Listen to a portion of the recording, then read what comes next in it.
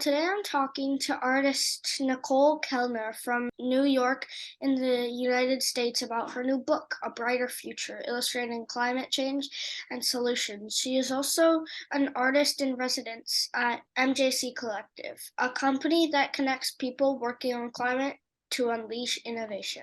Nicole, how did you come up with the idea for this book? Thanks for having me, by the way. I'm so excited to be here. About a year ago, I decided to paint a watercolor a day for 100 days.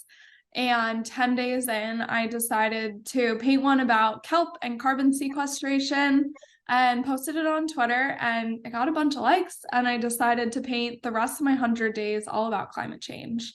And it took off, and I ended up, with 90 paintings about climate change and picked my favorite 40 and decided to make a book out of them. Cool. Where did you learn to draw and paint? I am very much self-taught watercolor, and I loved art growing up. I took art all through elementary and high school. I took like one kind of college level class that my mom drove me to on a weekend from high school.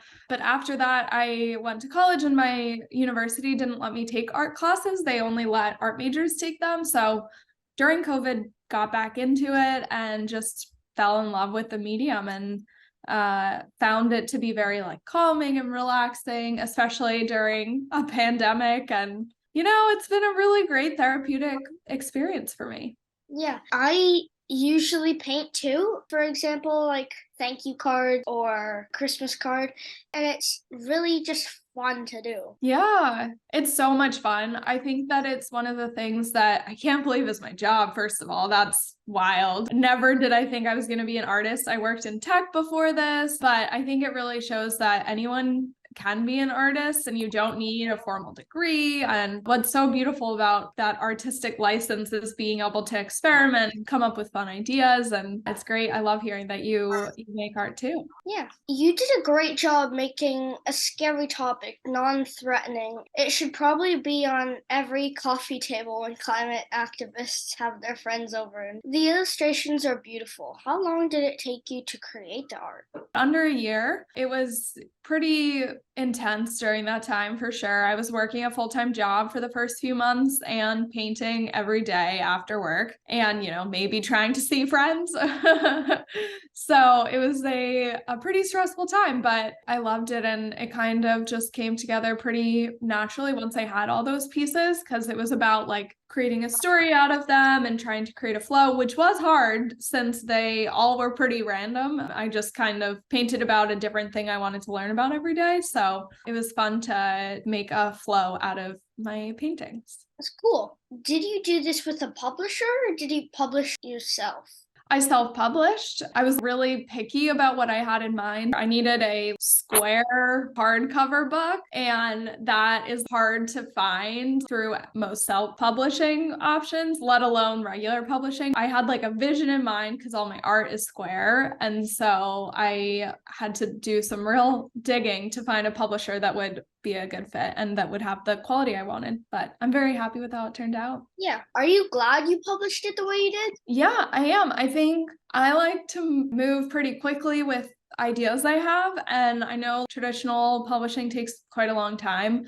So I was happy that I was able to bring it to life in a few months, which was a really special experience. I had the idea in August. I had an art show and I made a mock-up version of it just for fun so people could see the rest of my art. And it was 40 pages, and I was able to print it in a week. I made that one in 2 hours, and I found a local shop. It's like $150 to print, but it was a portfolio book, and I had it at my art show, and everyone was like, "This is amazing. I love this."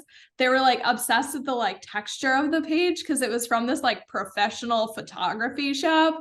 It was like, guys, the art is the thing, not the paper, but it was hilarious.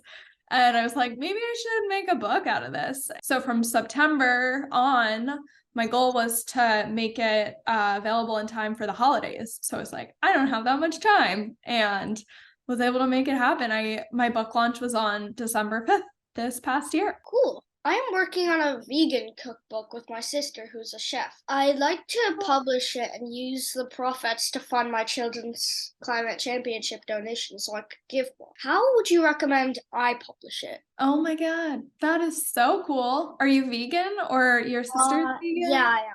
Oh wow, that is amazing. How old's your sister? 20. Cool. I think it depends. I think self-publishing is definitely a really great route depending on what you're looking for. It's doable and you can do it pretty quickly and it's very flexible. Finding a publisher is something I haven't done, so I can't speak to it. I have friends in the publishing industry and I think at some point I'd like to do like an official published book down the road, but it takes a long time. Like it can be years until you'll see it in stores, maybe never in a store. And it's a different structure in terms of royalties. And I think that's a really fun and exciting project. And I can't wait to buy it. What advice about publishing would you give to others who have a message about the climate crisis that they'd like to share? I think if someone has an idea of a book that they want to publish, like maybe they've written a lot of newsletters or they have like an Instagram where they have a lot of photographs of different stories that are relating to climate, or they have a Twitter following in that space. I think that book publishing is something that's definitely possible for anyone. I think it's actually a really funny thing, the automatic credibility people get from creating a book, even self-publishing. At the beginning, once I published my book, people will be like, it's so amazing you published a book. I'm like,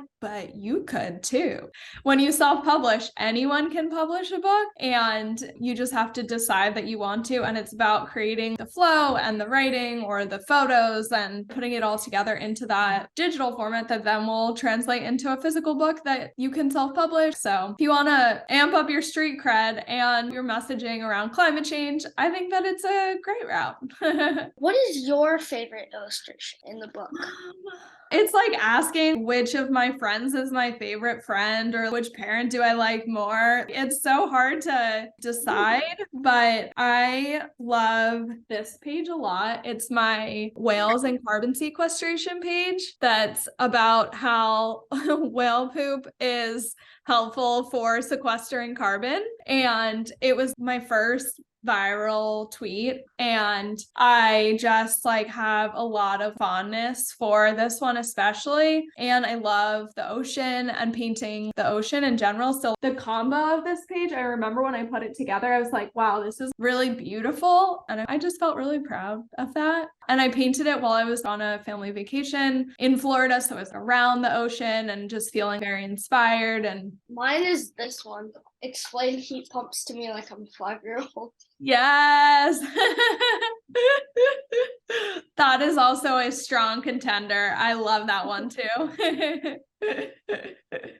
When you were researching your book, what surprised you the most? Oh, there's one of the pages that I actually still get people telling me that they get shocked by when it's this one. It's about, Oh, yeah, the 25 years. yeah, a single head of lettuce can take up to 25 years to decompose. And when I learned that, I was like, this is bonkers. How is that possible? And I learned all this stuff about how, they basically become like mummified in landfill. And I had someone message me that they started composting after they saw that post. And that just meant so much to me. I like this page.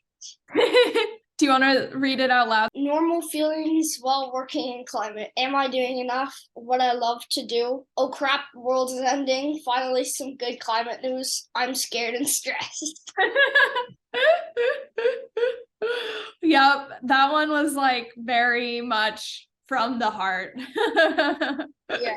What surprised me the most was only 1% of land is used for infrastructure like homes, but the most land is used for pasture, 37%. Is that mostly for cows? A lot of it's for cows. Yeah. Yep. They require so much grazing land. It's a bigger conversation around animals requiring land and the meat industry. So, yeah. Yeah, this has been a really great talk. Thanks so much for taking the time to chat with me today.